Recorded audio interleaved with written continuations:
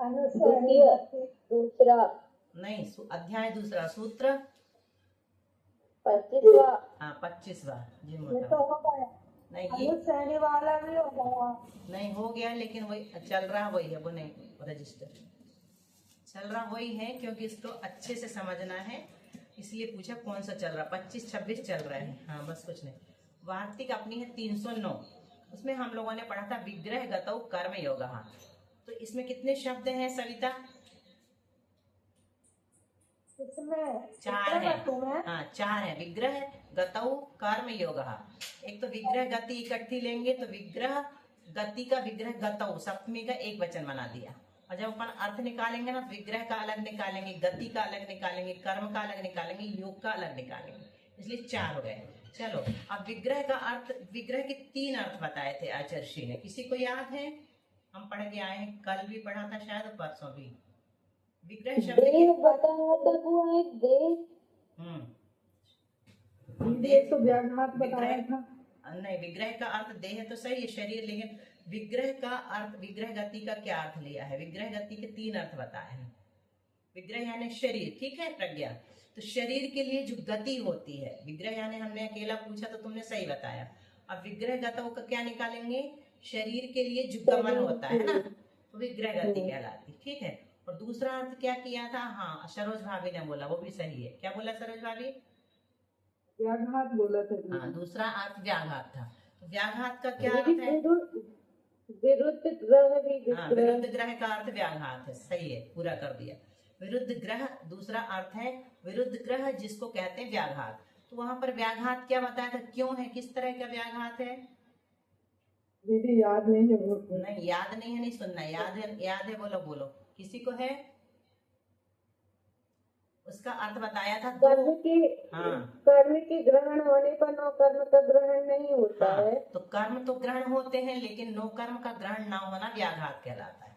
होना तो दोनों को ग्रहण चाहिए, जहां जहां कर्म का ग्रहण होता है वहां वहां नो कर्म का भी होता है, लेकिन इस जगह व्याघात इसी को कहते हैं कि कर्म वर्णा तो आ रही है लेकिन उसके बाद भी नो कर्म वर्णा का नहीं आना, ये क्या कहलाएगा? विरुद्ध ग्रह यानी व्याघात कहला गया। और तीसरा अर्थ क्या लिया था विग्रह गति का? बहुत अच्छा, तुम लोगों ने बहुत अच्छे से बताए 2 अर्थ। तीसरा और सोच लो, स्नेह, अलका, कविता, शशि जी, विजया, पारुल, कोई तो बताओ, पुराने लोग। अनीशा कहाँ है आजकल? अनीता जी, संगीता बोलो। हाँ तीसरा अर्थ सबसे सरल है, हमेशा बोलते हैं आप लोग, मोड़े वाली गति, सबको तो पता है कि नहीं? मोड़े वाली गति है ना। 3 अर्थ लिए, इन 3 का अर्थ अपने को समझना है, ठीक है।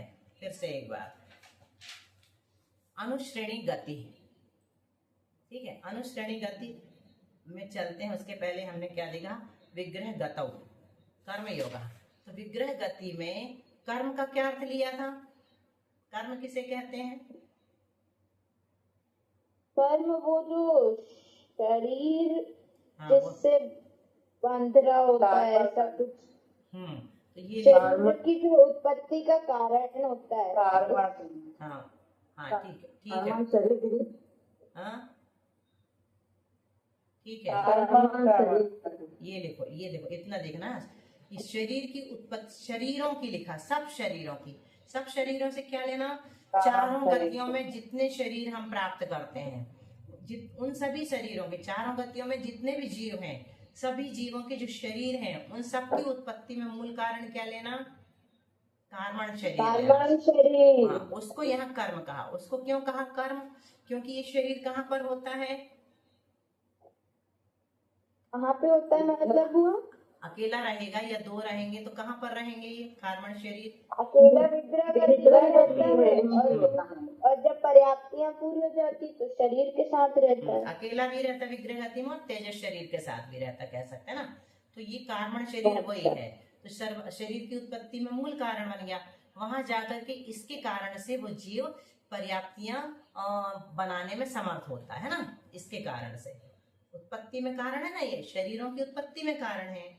मतलब कर्मण शरीर नहीं होगा तो जीव पर्याप्तियों को ग्रहण नहीं कर सकता, बना नहीं सकता, है ना, शरीर बना ही नहीं पाएगा। वचन मैं क्वेश्चन पूछूं? हाँ बिल्कुल पूछो। अपने अंगोपांग की रचना और सब कुछ नाम कर्म के उदय से होता है। अपन कैसे दिखेंगे, कैसे बोलेंगे, पूरा काम सब नाम कुछ कर्म उससे ही का, होता है क्या? सब कुछ तो ये फिर सब। बुआ ये जो खाते पीते हैं, ध्यान रखते हैं, ये सब क्या है? फिर ये नहीं भी तो करेंगे ये तो नाम कुछ कर्म के फर्क नहीं। नाम कर्म के अनुभाग को बढ़ाता है, पुण्य प्रकृतियों के अनुभाग को। जैसे पुष्ट करेगा शरीर, पौष्टिक भोजन करोगी तो पुष्ट शरीर होगा, वृक्ष भोजन करोगी तो अंतराय कर्म का, वीर्यांतराय कर्म का क्षयोक्षम घटेगा, और नाम कर्म भी उसमें काम करेगा। नाम कर्म की प्रकृतियां, पाप तो वो प्रकृतियां। अगर कोई बाहरी उपाय नहीं करे, अंतरंग हाँ, उपाय करे, तो नामकर्म बलिष्ठ, अच्छे वाले नामकर्म बलिष्ठ नहीं होते क्या? होते हैं ना, लेकिन उसमें दो कारण होते हैं। अच्छे वाले नामकर्म बलिष्ठ होने के बाद भी वो चोरी करने, डाका डालने, उटपटांग काम करने में उनका उपयोग करता है, तो कोई जरूरी नहीं कि वो अनुभाग जो उसने पुण्य प्रकृतियों का बढ़ाया है वो उसका कारण बने, है ना। और ये जिंदगी भर बनते रहते हैं बुआ जिंदगी नामकर्म? भर, जिंदगी भर, आखिरी आखिरी समय तक नो कर्म वर्णाएं आती हैं, और नाम कर्म की सारी प्रकृतियां मतलब उनमें रहती हैं। जो प्रतिपक्षी वगैरह होती हैं वो दोनों एक साथ नहीं हो सकती हैं। जैसे आदे अनादे हुई, कितनी सारी प्रतिपक्षी ऐसी नहीं है, शुभ अशुभ आदि, तो उन दो में से एक ही बनेंगी। तो बहुत सारे जब कर्म कांड पढ़ोगी तो उसमें समझ में आएगा कि किनका किनके साथ सन्निकर्ष है, किसके साथ कौन सी बंधेंगी, कौन सी नहीं बंधेगी, है ना। सारी की सारी इसलिए नहीं बनती। बेचारी इतनी सुंदर सुंदर होते चले गए। नहीं, वो तो उसमें बहुत सारे कारण रहते हैं कि नाम कर्म का बंद करते समय तो रहता ही है, पूर्व जन्म से लेकर के इसी जन्म में सब कुछ नहीं कर सकते। फिर आवाज अच्छा, आने क्योंकि लगी, बुआ वो तो कुछ ऐसा फिर से अनम्यूट कर लो, फिर से आवाज आने लगी थी तो अब मैं फटाफट करने लगी हूँ सबको म्यूट, है ना। क्योंकि वो कैसा कुछ पौष्टिक नहीं लेते थे ना, फिर भी नहीं, वो ऐसा नहीं इतने कह सब सकते। कुछ। अकेला अकेला घी ले लो तुम और दूध ले लो तो तुम्हारा सब काम चल जाएगा। अकेला दूध ले लो, तुम बहुत सुंदर दिखोगी। दूधाधारी का मंदिर है एक रायपुर में, दूध संपूर्ण आहार है। तो ऐसा नहीं कह सकते कि जो लोग बहुत सारी चीज नहीं खाते तो पौष्टिक नहीं खाते, ऐसा एकांत नहीं है, अच्छा, है ना। घी दूध तो सब कुछ है। पुराने जमाने में घी दूध खाने वाले चमकते थे सेठ जी लोग, बाकी चीजें थोड़ी खाते थे। अच्छा। ऊट पटांग, नमकीन, पिज्जा, बर्गर, मंचूरियन, ये थोड़ी खाते थे वो। दीदी भक्ति करने से भी सुंदर रूप मिलता है। हाँ, सबसे पहला कारण तो दीदी भक्ति सुंदर रूपम। बोलो सविता। दीदी हम्म, दीदी नाम कर्म से तो उदय से शरीर दर मिलता है। नहीं, नाम कर्म अकेला कारण नहीं। नाम कर्म जो है शरीर का निर्माण करने में सहायक होता है। अब जैसे जैसे अपन कर्म बांध करके आए हैं उस हिसाब, सीता जी इतनी सुंदर थी तो नाम कर्म ने थोड़ी बना दिया, उनके पूर्व जन्म के पुण्य ने उनको सुंदर बनाया। कई प्रकार का पुण्य चाहिए रहता है, अकेला नाम कर्म नहीं। नाम कर्म वर्तमान शरीर को बनाता है बस, कि नाक यहाँ बनाएगा, कान यहाँ बनाएगा, स्थान हो गया, निर्माण हो गया, प्रमाण हो गया, इतनी बड़ी बनाएगा, इतना बड़ा कान बनाएगा, ऐसे सब अलग अलग है। अपन ने अभी जैन सिद्धांत छोड़ दी ना, एक दिन पढ़ेंगे, शुरुआत करेंगे दो चार करके फिर से, है ना। अभी रत्नकरण शावकाचार्य जी में अपना मन लग गया था ना, इसलिए थोड़ा सा नाम कर्म का घपला हो गया है। अपन वहीं तो पहुंच गए थे नाम कर्म में। दीदी सम्यक दर्शन का प्रकरण पूरा हो जाएगा। हाँ, सम्यक दर्शन से भी सुंदर रूप मिलता है, पता है। और सबसे पहला जो भी बताया ऑप्शन है, भक्ति सुंदर रूपम, भक्ति करने से सुंदर रूप मिलता है। पढ़ेंगे धीरे धीरे। गौतम गोत्र, तो ये हो गया, आप समझ में आ गया कर्म और वो हाँ विग्रह गति, है ना। अब गति जो है वो श्रेणी के अनुसार होती है, अनुश्रेणी गति। तो लोक ये छोड़ा था अपन ने, लोक के मध्य से लेकर ऊपर नीचे और तिरछे क्रम से स्थित आकाश प्रदेशों की पंक्ति को श्रेणी कहते हैं। श्रेणी किसे कहते हैं? पंक्तिबद्ध। हाँ, और श्रेणी किसे कहते हैं? जगत श्रेणी को। जगत श्रेणी को यहाँ नहीं लेना, ठीक है, यहाँ पर यही लेना। लोक के मध्य से ऊपर नीचे, ऐसी होती है श्रेणी, ऊपर नीचे तिरछी और क्रम से ऐसी होती है। ऊपर नीचे, आकाश ये ऊपर प्रदेशों हो की गया, पंक्ति। ये नीचे हो गया, ये तिरछी हो गई, ये तिरछी हो गई। अब पूरी श्रेणी बनेगी तो ऐसी ऐसी बनती चली जाएंगी चारों साइड। जैसे ग्राफ काफी अपन बचपन में बनाते थे ना, बस वो एक पूरी ग्राफ ही है ये, ऐसी पंक्तियां होती हैं ये। तो जीव यहाँ से जाएगा तो ऐसे जाएगा, ऐसे जाएगा, ऐसे जाएगा, यहाँ जन्म ले लेगा। कई प्रकार से बताएंगे मोड़ा, है ना। तो अभी सिर्फ इतने समझो कि ऊपर नीचे और तिरछे क्रम से, तिरछे मतलब दोनों साइड, ऊपर नीचे मतलब ऊपर नीचे, आकाश प्रदेशों की पंक्ति को श्रेणी कहते हैं। अनु शब्द अनुपूर्वी अर्थ में समसित है। समसित का अर्थ कौन बताएगा? समाहित।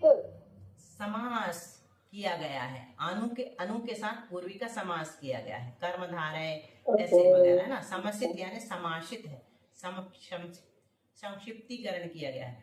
इसीलिए अनुश्रेणी का अर्थ श्रेणी की अनुपूर्वी से होता है, श्रेणी की अनुपूर्वी से, है ना।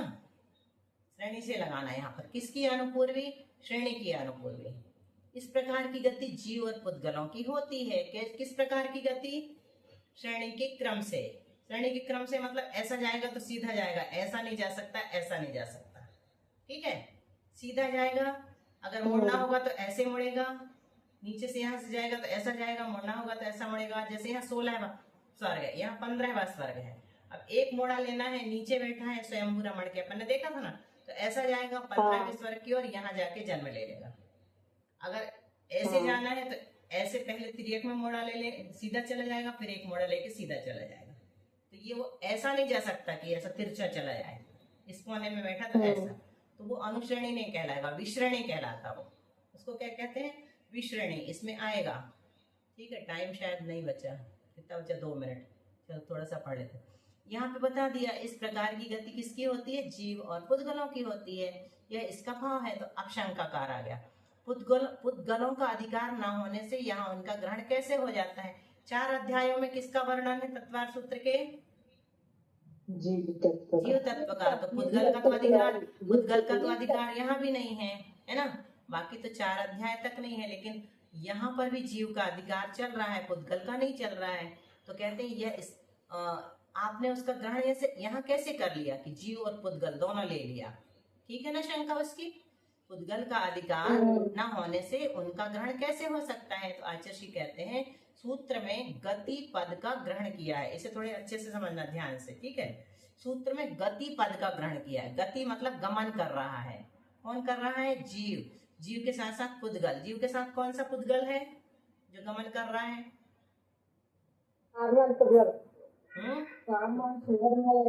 कार्मण शरीर है ना। तो पुद्गल है, वो भी तो जाएगा। बाकी पुद्गल दूसरे तो हैं ही सारे के सारे परमाणु आदि, लेकिन यहाँ पर कर्म परमाणु पुद्गल है, ठीक है। तो गति पद का ग्रहण किया है। इससे सिद्ध हुआ कि अनधिकृत पुद्गल भी यहाँ विवक्षित है। अनधिकृत का मतलब क्या है? जिसका अधिकार नहीं चल रहा था, फिर भी हमने उसको ग्रहण किया, वो भी यहाँ विवक्षित है। यदि जीवों की गति ही इष्ट होती तो सूत्र में गति पद के ग्रहण करने की आवश्यकता नहीं थी। यदि हमें जीव की गति ही बनाना था तो यहाँ पर जो गति फिर से रखा ना, वो नहीं कहते, बस ऐसा कहते श्रेणी के अनुसार होती है। क्या होती? चल ही रहा है, विग्रह गति वगैरह, है ना। गति शब्द हमने जो रखा है तो कहते हैं आवश्यकता ही नहीं थी, क्योंकि गति पद का ग्रहण अधिकार से सिद्ध है ना। कैसे अधिकार से? विग्रह गति। ये गति शब्द अधिकार चल रहा था, यहाँ ना बोलते तो भी चल जाता, ये अधिकार कहलाता है। पिछले सूत्र में जो आया है उसका अधिकार है। अगले सूत्र में चाहे तो आचार्य श्री उसको रिपीट ना करें, है ना। इसको अधिकार है, फिर भी अनधिकृत क्यों लिख दिया? अनधिकृत इसलिए है क्योंकि यहाँ हमें उसका अधिकार है, फिर भी हमने ग्रहण किया है। क्यों? क्योंकि पुद्गल का, इससे हमें पुद्गल का अर्थ निकालना था कि पुद्गल की भी गति होती है इसके साथ साथ, जीव के साथ साथ। जीव की गति का अधिकार था, जीव की गति का अधिकार था। शब्द दे दिया तो जीव पुद्गल दोनों कवर हो गए, तो नहीं होते। शब्द वही तो बता रहे हैं चाची कि जीव शब्द देने से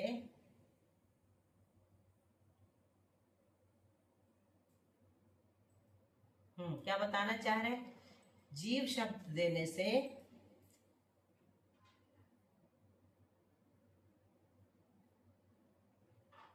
जीव का अधिकार अधिकृत कहलाया, पुद्गल का नहीं कहलाया। यद्यपि व्याकरण के नियम के अनुसार पुद्गल का यहाँ अधिकार नहीं चल रहा था, लेकिन हमें पुद्गल की गति से भी प्रयोजन है, इसलिए हमने गति शब्द को फिर से रखा। पुद्गल भी गति करता है अनुश्रेणी यानी श्रेणी के अनुसार, यह बताने के लिए। चलो बाकी का कल इसको फिर से समझाएंगे।